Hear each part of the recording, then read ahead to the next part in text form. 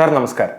നമസ്കാരം sir, recent ആയിട്ട് ഫഹദ് ഫാസിൽ ഒരു ഇൻ്റർവ്യൂവിൽ വെളിപ്പെടുത്തുകയുണ്ടായി അദ്ദേഹത്തിന് ADHD ഉണ്ടെന്ന്. സാർ, എന്താണ് ADHD? എന്താണ് ഇതിൻ്റെ ലക്ഷണങ്ങൾ? ADHD എന്ന് പറയുന്നത് attention deficit hyper activity disorder എന്നാണ് അതിൻ്റെ പൂർണ്ണരൂപം.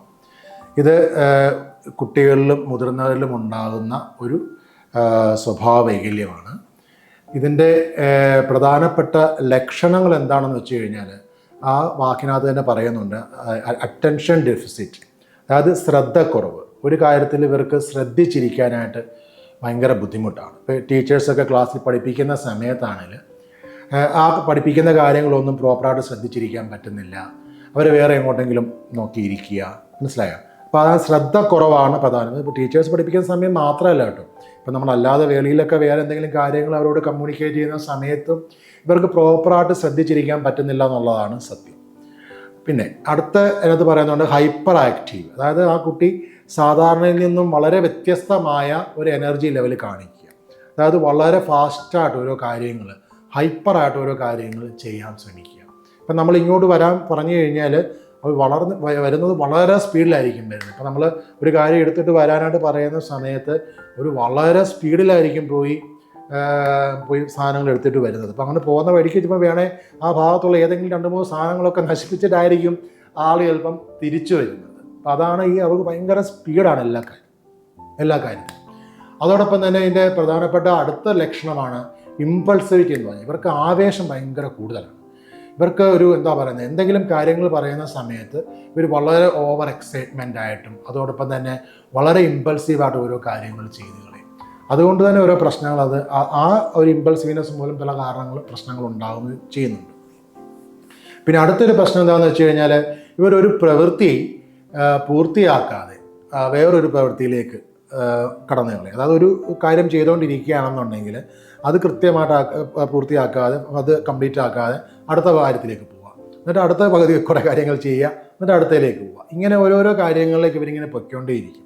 അതാണ് ഇവരുടെ വേറൊരു പ്രത്യേകത. പിന്നെ അനുസരണക്കേട് നല്ലതുപോലെ ഇവർക്കുണ്ട്. അതാണ് നമ്മൾ ഇങ്ങോട്ട് വിളിച്ചു കഴിഞ്ഞാൽ നേരെ അങ്ങോട്ട് വിടും, അങ്ങോട്ട് പോകാൻ പറഞ്ഞാൽ ഇങ്ങോട്ട് വരും. ഭയങ്കര അനുസരണക്കേടായിരിക്കും ഇവർക്ക്. അത് മുതിർന്നവർ ചിലപ്പോൾ അത്രയും കാണുമെന്ന് നിർബന്ധമില്ല, കൂടുതലും കുട്ടികളാണ് നമ്മൾ അനുസരണക്കേട് കണ്ടുവരുന്നത്. പിന്നെ അതുപോലെ തന്നെ വേറെ സംഭവങ്ങളാണ്, ഇവർ എന്തെങ്കിലും കിട്ടുന്ന സാധനങ്ങളൊക്കെ എല്ലാം എടുത്ത് കളിക്കുകയും അതേപോലെ തന്നെ അതെടുത്ത് നശിപ്പിക്കുകയും ചെയ്യും. ഒരു പ്രത്യേക സ്ഥലത്ത് നമ്മൾ മാറ്റി വെച്ചിരിക്കുന്ന വിലപിടിപ്പുള്ള സാധനമാണെങ്കിൽ പോലും ഇവർക്ക് അന്നേരം അതൊന്നും തോന്നില്ല വിലപിടിപ്പുള്ളതാണെന്ന്. അതെടുത്ത് അവർ അലക്ഷ്യമായിട്ട് അത് ഉപയോഗിക്കുകയും അത് നശിപ്പിക്കുകയും ചെയ്യുന്ന ഒരു പ്രവണത അവരിൽ കാണുന്നുണ്ട്. അതുപോലെ പഠിത്തത്തിൽ വളരെയധികം പിന്നോക്കം പോകുന്ന ഒരു പ്രവണത കണ്ടിട്ടുണ്ട്. അവർക്ക് ഒന്നാമത് ഈ പഠിക്കുന്ന കാര്യങ്ങൾ ശ്രദ്ധിച്ച് പഠിക്കാൻ പറ്റുന്നില്ല, ടീച്ചേഴ്സ് പറയുന്ന കാര്യങ്ങൾ ശ്രദ്ധിച്ച് കേട്ടിരിക്കാൻ സാധിക്കുന്നില്ല. ഇപ്പം നമ്മൾ വീട്ടിൽ ഇരുത്തിയാണെങ്കിൽ അച്ഛനോ അമ്മയോ കാര്യങ്ങൾ പഠിപ്പിച്ച് കൊടുക്കാൻ ശ്രമിക്കുകയാണെങ്കിൽ അവർക്ക് അവരുടെ മൈൻഡ് ഇവിടെയല്ല, അവർ വേറെ ഏതോ ലോകത്തിലാണ്. നമ്മൾ പറയുന്നതെല്ലാം ഇങ്ങനെ മൂളി കേൾക്കും എന്നുള്ളതല്ലാതെ ഇവർ പ്രത്യേകിച്ചൊന്നും ഇവർക്ക് ആ പരിപൂർണമായ ശ്രദ്ധ കേന്ദ്രീകരിക്കാൻ പറ്റാതെ വരും. അതുകൊണ്ട് തന്നെ ഒരു പഠിത്തത്തിൽ നിന്ന് വളരെയധികം പിന്നോക്കം പോകും. പിന്നെ ഇവർക്ക് വേറെ ഈ അടുത്തിരിക്കുന്ന കുട്ടികളെ ഇങ്ങനെ ഒരു ചൊറിയുന്ന സ്വഭാവം അല്ലെങ്കിൽ ഈ ഒരു മാന്തുന്ന സ്വഭാവം ഇവർക്കുണ്ട്. അപ്പോൾ സ്കൂളിലൊക്കെ ഇരിക്കുന്ന സമയത്തായാലും ക്ലാസ്സിൽ ഇരിക്കുന്ന സമയത്ത് ഇവരോ ശ്രദ്ധിക്കത്തില്ല, അടുത്തിരിക്കുന്ന ആൾക്കാരെ അവരിങ്ങനെ വെറുതെ ഇറിറ്റേറ്റ് ചെയ്തുകൊണ്ടിരിക്കും. അങ്ങനെ ഈ പറയുന്ന വളരെയധികം നമുക്ക് ചില സമയങ്ങളിൽ നമുക്ക് ഭയങ്കര ദേഷ്യം വരും, പേരൻസിന് ദേഷ്യം വരും, ടീച്ചേഴ്സിന് ദേഷ്യം വരും. അങ്ങനത്തെ ഒരു പെരുമാറ്റമാണ് സാധാരണ ADHD ഉള്ള കുട്ടികളെ നമ്മൾ പൊതുവെ കാണുന്നത്. ശരിക്കും പറഞ്ഞാൽ ഒരു ശരാശരി കുട്ടികളെ നമ്മൾ എടുക്കുകയാണെന്നുണ്ടെങ്കിൽ മാനസികാരോഗ്യമുള്ള മിക്ക കുട്ടികൾക്കും ഈ പറയുന്ന ഇങ്ങനെയൊക്കെ ചില വികൃതികൾ ഉണ്ടാവാം. പക്ഷേ ഇങ്ങനെ ഈ പറഞ്ഞ ഇത്രയും വികൃതികൾ എല്ലാവർക്കും ഉണ്ടാവാം. പക്ഷേ നമുക്ക് ഈ വികൃതി കാരണം നമുക്കൊരു അരോചകമായി തീരുകയോ അല്ലെങ്കിൽ അവരുടെ ആ വികൃതി നമുക്കൊരു അസഹനീയമായി നമുക്കൊരു ദോഷകരമായി തോന്നുകയോ ചെയ്യുവാണെങ്കിൽ മാത്രം നമ്മളത് ശ്രദ്ധിച്ചാൽ മതി. നമ്മുടെ ദൈനംദിന ജീവിതത്തിൽ അവരുടെ ചില പെരുമാറ്റങ്ങൾ മൂലം വലിയ പ്രശ്നങ്ങളൊന്നും കാണിക്കുന്നില്ല എങ്കിൽ ഓക്കെ, നമുക്ക് കുറച്ചൊക്കെ നമുക്ക് വേണ്ടെന്ന് വെക്കാം, കണ്ടില്ലെന്ന് വെക്കാം. പക്ഷേ ഇത് ഉപദ്രവകരമായി തീരുകയാണെങ്കിൽ ആർക്കും, നമുക്കോ മറ്റുള്ളവർക്കോ ദോഷകരമായി തീരുകയാണെങ്കിൽ ഉറപ്പായിട്ടും ഇതൊരു മാനസികാരോഗ്യ വിദഗ്ധനെ കാണിക്കേണ്ടതാണ്, പ്രോപ്പറായിട്ടുള്ള ചികിത്സ തേടേണ്ടതാണ്. Okay sir. സാർ, എന്ത് കാരണങ്ങൾ കൊണ്ടാണ് ഒരാൾക്ക് ഈ കണ്ടീഷൻ വരുന്നത്? ശരിക്കും ADHDയുടെ യഥാർത്ഥമായ കാരണം ഇനിയും നമ്മൾ കണ്ടുപിടിക്കേണ്ടതായിട്ടുണ്ട്. ഇപ്പോൾ മനസ്സിലാക്കി വെച്ചിരിക്കുന്നത് വെച്ചാൽ ഒന്ന് പേരൻസിൽ നിന്ന് വരുന്നതായിട്ടുള്ള ഇൻഹെറിറ്റൻസ് പ്രോപ്പർട്ടി, ജീൻ വഴി വരുന്നത്, ജെനറ്റിക്കൽ പ്രോബ്ലം കൊണ്ട് സംഭവിക്കാൻ സാധ്യതയുണ്ടെന്നാണ് ഒന്ന് പറയുന്നത്. രണ്ട് പറയുന്നത് അവിടെ ബ്രെയിനിലുള്ള ന്യൂറോ ട്രാൻസ്മിറ്റേഴ്സിൻ്റെ ഇൻബാലൻസിങ് കൊണ്ടും ഇത് സംഭവിക്കാമെന്ന് പറയുന്നുണ്ട്. അതാണ് ഇപ്പോൾ മനസ്സിലാക്കി വെച്ചിരിക്കുന്ന ചില കാര്യങ്ങൾ. കൂടുതൽ പഠനം ഈ മേഖലയിൽ നടക്കേണ്ടിയിരിക്കും. സർ, ഈ പ്രശ്നം പൂർണ്ണമായി പരിഹരിക്കാൻ പറ്റുമോ? എൻ്റെ ഒരു എക്സ്പീരിയൻസ് വെച്ച് നോക്കുകയാണെന്നുണ്ടെങ്കിൽ പരിപൂർണമായും പരിഹരിക്കാൻ പറ്റുമെന്നാണ് എൻ്റെ വിശ്വാസം. കാരണം എന്ന് വെച്ച് കഴിഞ്ഞാൽ നമ്മൾ ഇതിനകത്ത് പൊതുവെ പറയുന്ന ആ പ്രോപ്പർ മെഡിസിൻസ് മാത്രം ഫോളോ ചെയ്യാതെ ഫലപ്രദമായിട്ടുള്ള തെറാപ്പി അവൈലബിൾ ആണ്. ഇപ്പോൾ ധാരാളം സൈക്കോ തെറാപ്പികൾ ഇപ്പം സ്വാഭാവികമായിട്ടും കൊടുക്കുന്ന ബിഹേവിയർ തെറാപ്പി, കോഗ്നിറ്റീവ് തെറാപ്പി ഒക്കെയുള്ള തെറാപ്പികൾ ചെയ്യുന്നുണ്ട്. പക്ഷേ എന്നാൽ അതോടൊപ്പം തന്നെയും പലതരത്തിലുള്ള ഓൾട്ടർനേറ്റീവ് തെറാപ്പികളും അവൈലബിൾ ആണ്.